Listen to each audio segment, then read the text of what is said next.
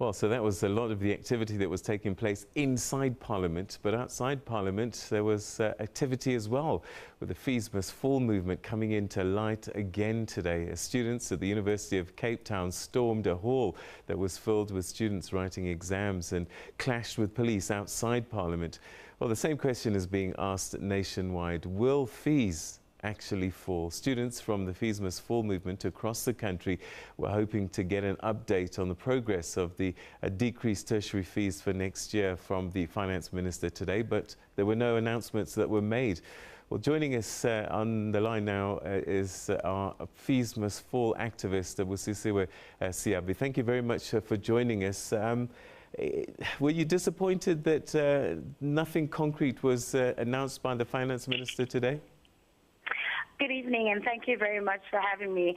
I wouldn't say disappointed. It was largely expected that the minister would not touch on higher education, as it is at the moment a highly contestable issue, especially with universities like the Free State, CPUT and UCT shutting down their campuses.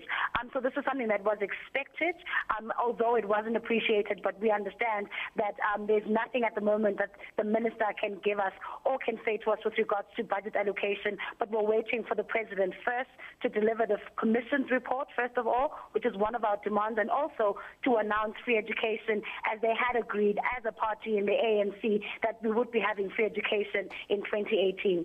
So if this is what you were expecting, then why do you think students needed to march today?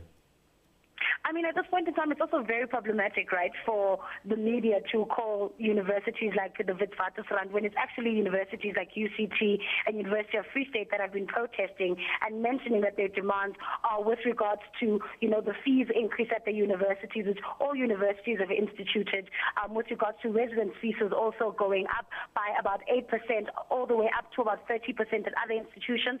So the protests are essentially to resolve those issues of the fee increment that is going to be put on next year, and also to demand the Commission's report, amongst other things. So where does Wits University stand in terms of demonstrations or marches or anything like that? Is this something that the university students will be joining the UFS and the CUT? I mean, we've always been led by other institutions, and we'll continue to stand in solidarity with them.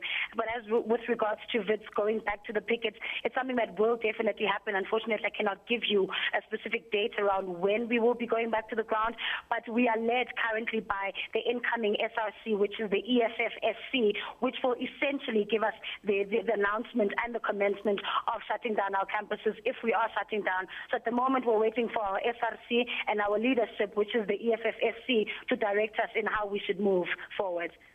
If I take you back to this time last year, you were right at the forefront of some of the marches that we saw and the demonstrations.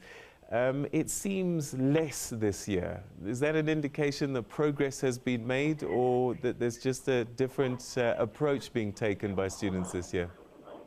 It's an indication that, as we mentioned last year, that Fees Must Fall would not come back in 2017 as the same, but it's what we've been speaking about, to say that we've had time to strategically retreat and to come together and to re-strategize on how we want to effectively achieve the objective of attaining free education. But this is something that we will do, even if we must carry Fees Must Fall all the way into 2018 and stop anyone from registering at institutions of higher learning. We demand to be listened to, we deserve to be listened to, but more especially we demand that report, and we need it to be released immediately.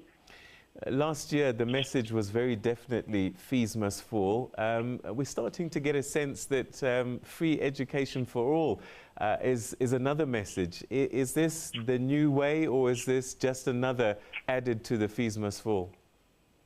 I mean, what we've been saying for the past 2 years still remains, and we're still resolute in that we want free quality decolonized education, and that we want to end outsourcing in our institutions of higher learning. And at the moment, we are embarking on ending outsourcing at our institutions, but that process alone is also not complete. So at the moment, we're still fighting for what we've been fighting for since 2015, and we will continue until we get what we need, what we want, and what we deserve as young black people in this country who are passionate about education.